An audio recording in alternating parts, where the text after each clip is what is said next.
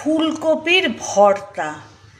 এই দেখুন, প্রথমে মুসুর ডাল, তার মধ্যে ফুলকপি আর টমেটো দিয়ে আমি সেদ্ধ করে নেব।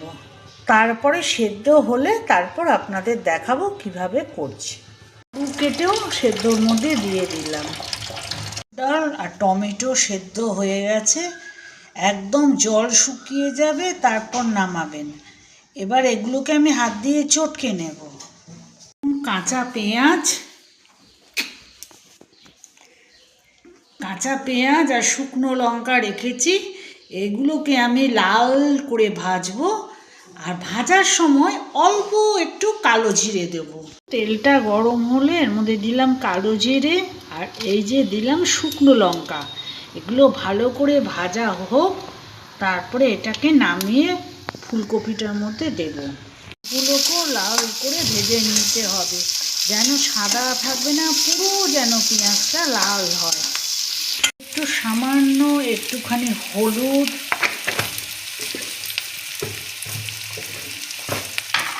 সামান্য একটু নুন দিয়ে দিলাম।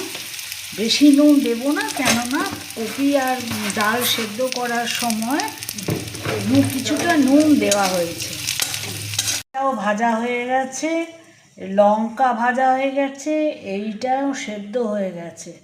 এবার আমি ফুলকপি, মুসুর ডাল, টমেটো যে আগেকার যে সেদ্ধ করে রাখা আছে, এটাকে ভালো করে চটকাবো, তারপর ফিরে আসছে।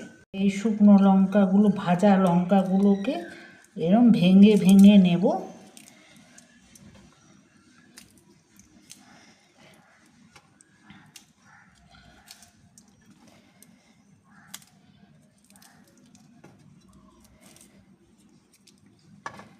এর মধ্যে পেঁয়াজগুলো দিয়ে দেব। এই যে দেখুন, পেঁয়াজগুলো দিয়ে দেব, দিচ্ছি। এইবারে একটু ঠান্ডা হলে এটাকে ভালো করে চটকাবো। ভর্তা রেডি। হ্যাঁ, তবে প্রত্যেক দিন কি ফুলকপি আলুর ঝোল ভালো লাগে? আমি মাঝে মাঝে পাল্টে এইসব